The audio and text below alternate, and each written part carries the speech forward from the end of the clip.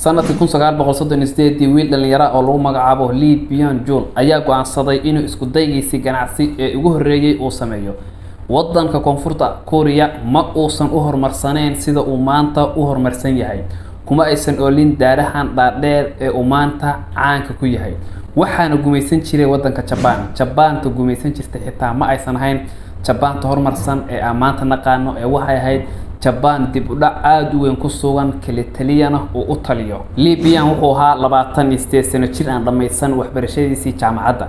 laakiin wuxuu go'aan adag ku gaaray in uu shirkad kalluunka qalajisa ama malayga qalajisa ka furto mid ka mid ah tuulooyinkii ku yaalay wadankiisa koonfurta Korea shirkadan ayaa kalluunkaas ay qalajisay u dhoofin jirtay wadanka Shiinaha sidoo kale waxay shirkadan iibin jirtay waxyaalaha quutu daruuriga ah sida bariiska baastada burka iyo waxyaalaha kale ee la midka ah ninkan dhalinyarada wuxuu go'aansaday in uu shirkadiisa u bixiyo magaca saddexda xidigood xidigta koowaad waxay u taagan tahay buu yiri inay noqoto shirkad aad u weyn xidigta labaadna waxay u taagan tahay buu yiri inay noqoto shirkad xoog leh xidigta saddexaadna waxay u taagan tahay buu yiri in ay noqoto shirkad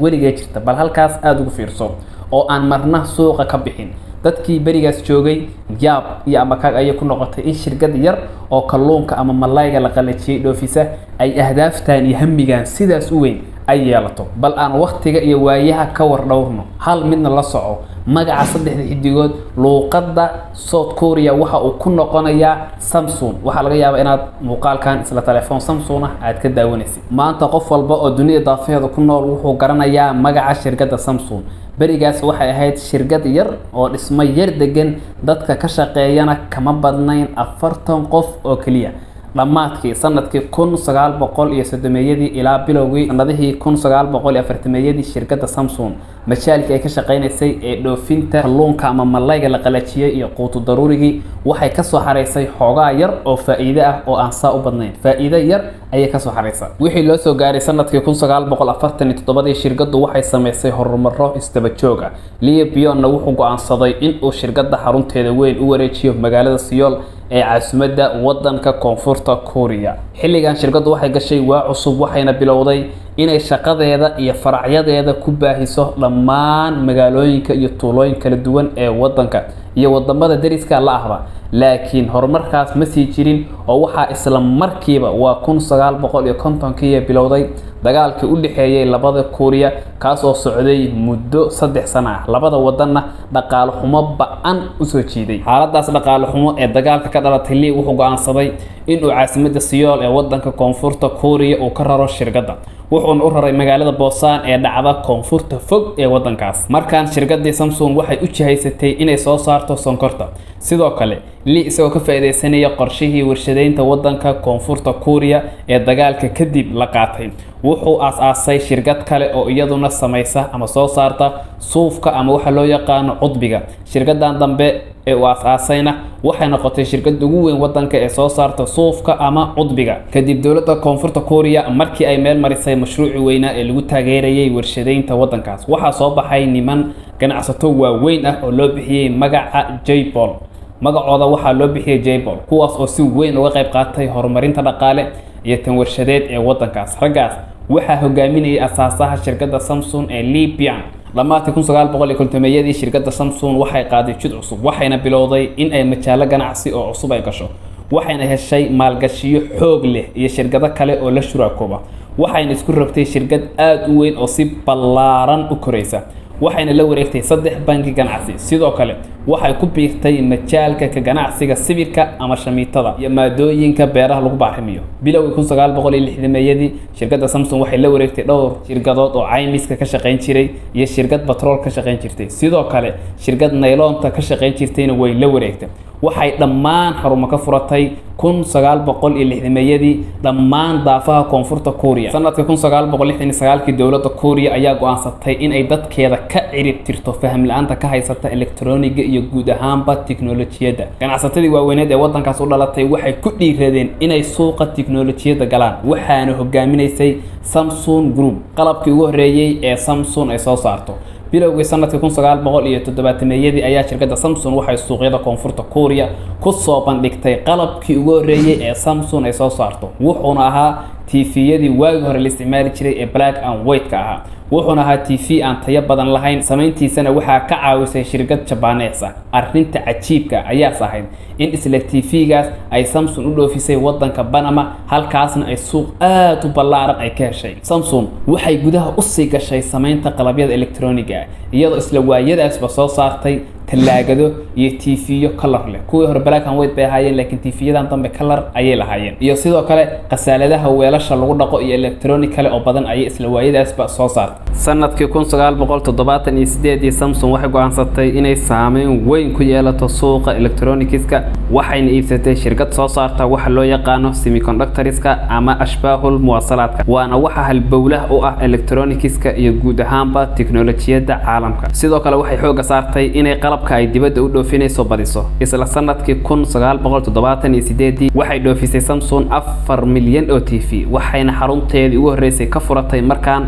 wadanka Mareykanka wax soo saarkeedana waxay gaarsiisay Ameerikada Koonfureed Aasiyada oo dhan ilaa qaaradda Afrika si walba oo shirkadda Samsung xilligaas wax soo saarkeedu dunida daafaheeda u gaaray haddana tayada wax soo saarkeeda iyo waxyaalaha ay soo saarto aad ay u liidata markii la barbar dhigo shirkadihii Japaneeska Jarmalka iyo Mareykanka ahaa ee ay la tartamaysay xilligaas khabiir ku takhasusay arrimaha tiknoolajiyada ayaa sanadkii 2008 wuxuu soo saaray buug u bixiyay loolankii Samsung iyo Sony wuxuu kaga sheekeynayaa qalabka ay soo saari jirtay Samsung sanadihii 1980 iyo tayadaradoodii khabiir wuxuu buugiisa ku dhexyiri tusaale ahaan marawaxadihii ay soo saari jirtay Samsung waxay ahaayeen kuwa aad u tayo daran oo kaliya ina kor u qaadid ayayba ku jabaysay warka oo kooban Samsung barigaas waxay ahayd shirkad u iibgeysa suuqyada wadamada soo koraya iyo kuwa faqriga ah alaabo raqiis ah oo tayo daran bartamihii 1990 ayaa wiilka u dhalay asaasihii Samsung ahaana markaas maamulaha guud ee shirkadda wuxuu go'aansaday in uu shirkadda isbedel aad u weyn ku sameeyo wuxuu wacd ku maray in uu shirkadda ka kaxayn doono xaaladan liidata ee ay ku jirto ee ah inay iibiso qalabka elektarooniga ah ee raqiiska ah ee bilaatayada ah kana dhigo shirkadda mid ka mid ah shirkadaha ugu waaweyn adduunka ee soo saara qalabka tiknoolajiyada kuwooda waliba ugu tayada sareeya mid ka mid ah tilaabooyinkii yaabka lahaa ee uu qaaday waxa ka mid ahaa inuu maalin isugu yeeray dhammaan madaxdii ka hooseysay isagoo ku yiri hadal dunida daafaheeda caan ka noqdo kaas oo ahaa wax walba bedela markii laga reebo xaasaskiina iyo caruurtiina intaas kadib wuxuu lugihiisa ku tagay mid ka mid ah xarumihii shirkadda ee lagu sameyn jiray qalabka raqiiska ah ee tayada darna wuxuuna ku amray shaqaalihii goobtaas ka shaqeynayay inay burburiyaan oo ay dubbe la dhacaan dhammaan qalabkii meesha yaalay oo ay ka mid ahaayeen talaagado taleefano marawaxado iyo waxyaalo kale oo badan Samsung qalabkii ay maalinkaas halka ku burburisay waxaa lagu qiyaasay $50 milyan